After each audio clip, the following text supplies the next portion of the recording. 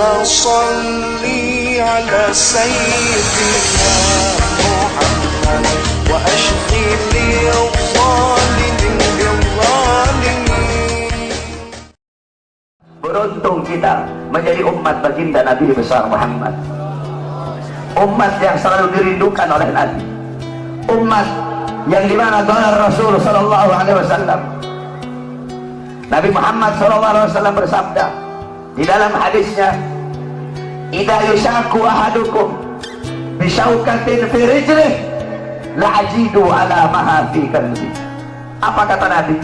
Andaikan salah satu dari kalian, wahai umatku, ada yang kakinya tertusuk duri, maka pasti kalian merasakan sakit.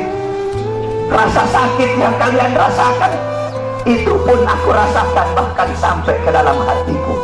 Umat yang selalu dicintai oleh Nabi Muhammad, umat yang selalu diperdulikan oleh Nabi Muhammad. Sayyidatuna Aisyah radhiyallahu anha, beliau pernah melakukan suatu pekerjaan yang disenangi oleh Nabi, sehingga Nabi mengangkat tangan dan berdoa, Allahumma ighfir li Aisyah ma qaddamat wa ma akharat, ma adharat wa ma abtanat. Ya Allah, ampuni dosa-dosa Aisyah yang telah lalu, yang telah lalu, yang akan datang, yang tampak, yang tidak tampak. Ampuni dosa Aisyah ya Allah. Siti Aisyah loncat-loncat. Siti Aisyah sangat senang dengan doa Nabi Muhammad. Nabi berkata, wahai Aisyah, apakah kamu senang dengan doa seperti itu? Kata Siti Aisyah, siapa yang tidak senang didoakan manusia mulia sepertimu ya Rasulullah.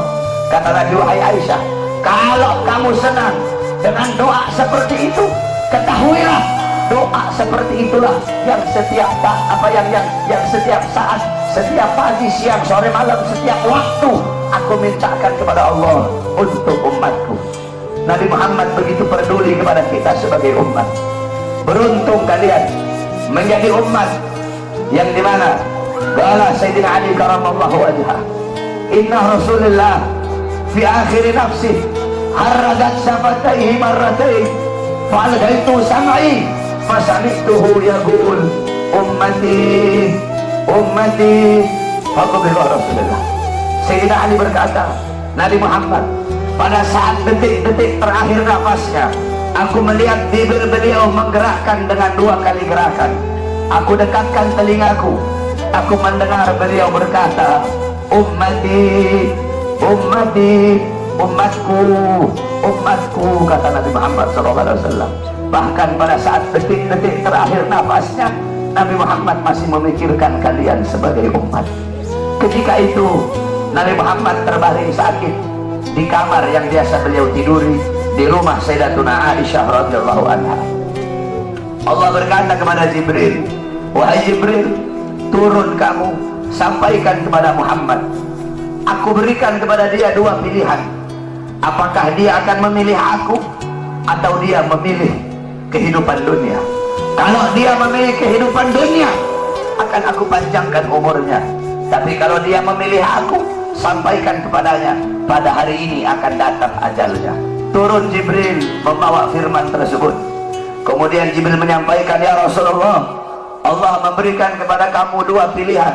Apakah engkau memilih Allah atau memilih dunia? Kalau engkau memilih Allah, pada hari ini akan datang kematianmu.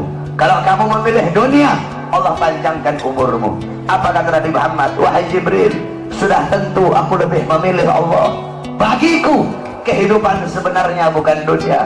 Kehidupan sebenarnya bagiku ketika ruhku berpindah menghadap Allah subhanahu wa ta'ala. Pergi Jibril membawa kabar tersebut. Kemudian Allah memanggil Israel, wahai Israel, wahai pencabut nyawa, turunlah kamu ke dunia. Pasang muka yang paling bagus, pasang wajah yang paling bagus. Kamu akan mencabut nyawa makhluk yang paling mulia, yaitu Nabi Muhammad. Kamu cabut nyawa dia, itu pun kamu izin dulu kepada dia, mau tidak dia dicabut nyawanya. Kalau dia mau kamu cabut, kalau dia tidak mau kamu kembali kepadaku. Turun Israel membawa perintah Allah untuk mencabut nyawa baginda Nabi besar Muhammad. Israel berdiri di depan pintu rumahnya Nabi. Israel tidak berani langsung masuk rumahnya Nabi. Israel berdiri di depan pintu rumah Nabi Muhammad. Israel mengucapkan salam, assalamualaikum ya Rasulullah, assalamualaikum ya Habibullah, assalamu alayka ya Safiyullah. Pintu rumah dibuka oleh Sayyidatuna Fatimah. Sayyidatuna Fatimah putrinya Nabi membuka pintu rumah tersebut. Siti Fatimah berkata, siapa engkau? Apakah kau tidak lihat ayahku sedang terbaring sakit? Israel menjawab, aku yang memisahkan anak dengan orang tua, aku yang memisahkan orang tua dengan anak, aku yang memisahkan suami dengan istri, aku yang memisahkan istri dengan suami, aku yang menjadikan anak-anak menjadi yatim, aku yang menjadikan istri-istri menjadi janda, aku yang meramaikan kuburan, aku pemisah antara kehidupan dan kematian. Aku adalah Israel.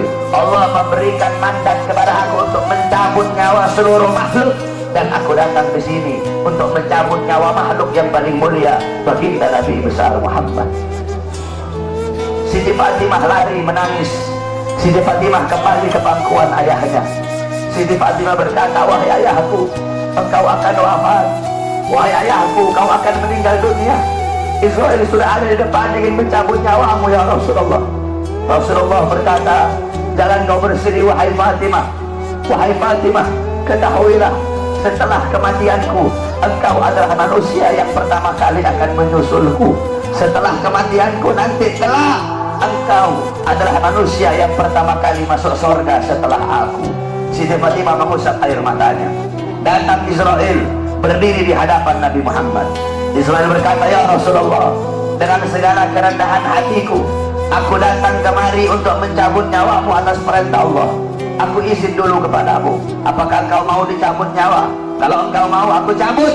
Kalau kau tidak mau, aku kembali kepada Allah Subhanahu wa ta'ala. Nabi Muhammad berkata, ya Jibril, wahai Jibril, aku belum puas meninggalkan umatku kalau belum diberi jaminan oleh Allah Subhanahu wa ta'ala. Nabi Muhammad masih memikirkan nasib kita sebagai umat. Nabi Muhammad pergi menghadap apa? Jibril pergi menghadap Allah. Jibril berkata, ya Allah, kekasihmu Rasulullah meminta jaminan untuk umatnya. Apa kata Jibril? Ya Rasulullah, ya Allah, kekasihmu meminta jaminan untuk umatnya. Allah berkata, Allah berfirman, fa'auhallahu ta'ala ala Jibril, basyirhu ya Jibril, innahu awwalu nasin kharijun minal ardi idha bu'isu wa sayyiduhum idha jami'u fabasyirhu innal jannah muharramatun alal umam qabla an tadkhuluha ummatuh. Nabi Allah berkata kepada Jibril, wahai Jibril, sampaikan kepada kekasihku Muhammad, dia adalah manusia yang pertama kali akan aku bangkitkan dari dalam kubur. Dia adalah manusia yang menjadi pemimpin seluruh manusia di dunia dan akhirat. Dia menjadi pemimpin kelak ketika hari kebangkitan. Dan sampaikan kepadanya, jaminan dariku, surga aku haramkan untuk dimasuki oleh umat manapun sebelum surga dimasuki oleh umatnya. Turun Jibril bawa wahyu tersebut. Rasulullah berkata, al-an qarrat aini, sekarang aku senang, sekarang aku puas. Cabutlah nyawaku wahai Israel. Dicabut nyawa Nabi Muhammad SAW. Ketika dicabut nyawa Nabi Muhammad mendesak. Nabi Muhammad berkata, kata, dicabut lagi nyawa Nabi Muhammad. Nabi Muhammad berkata, Nabi Muhammad merasakan sakit. Di sebelah kanannya Nabi ada sebuah cawan berisi air. Nabi Muhammad letakkan tangannya di cawan tersebut. Beliau usap air keringat yang keluar dari wajah beliau. Kemudian beliau berkata, wahai Israel, apakah seperti ini rasa sakit dicabut nyawa? Israel berkata, iya ya Rasulullah, seperti itulah rasa sakit dicabut nyawa. Nabi berkata, apakah rasa sakit seperti ini juga yang nanti bakal dialami oleh umatku? Apakah rasa sakit seperti ini yang nanti bakal umatku rasakan wahai Israel? Israel berkata, ya Rasulullah, rasa sakit seperti itulah yang nanti bakal dialami oleh umatmu. Rasa sakit seperti itulah yang nanti bakal dirasakan oleh umatmu. Mendengar itu Nabi Muhammad menangis. Nabi Muhammad mengangkat tangan.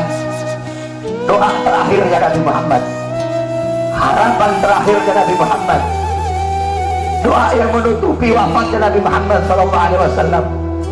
Beliau mengangkat tangan dan berdoa, Allahumma khaffif ala ummati fi sakratil maut. Ya Allah, ringankanlah sakratul maut umatku. Ya Allah, permudahkanlah sakratul maut umatku. Aku nabi mereka, aku pemimpin mereka. Aku menanggung jawab mereka ya Allah. Biar aku menanggung seluruh rasa sakit sakratul maut umatku.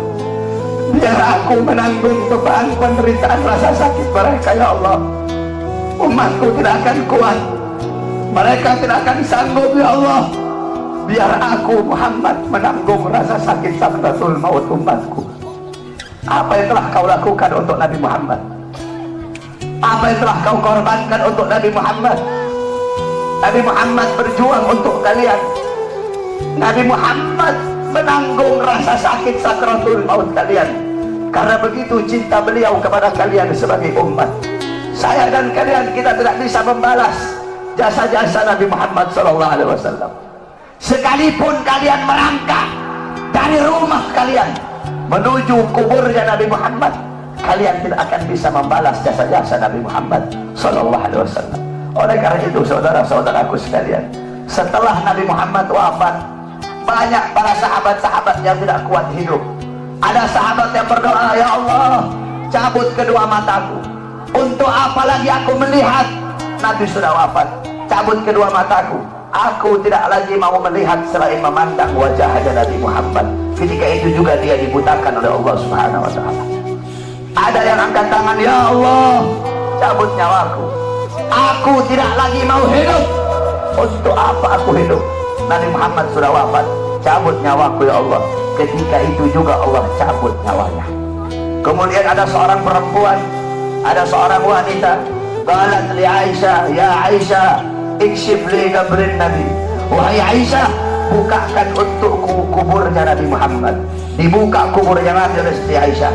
Masuk ini perempuan, fabakat hatta matat. Wanita ini menangis depan kuburnya Nabi sampai dia mati saat itu juga. Ketika itu banyak para Allahumma salli ala sayyidina Muhammad wa ashfi li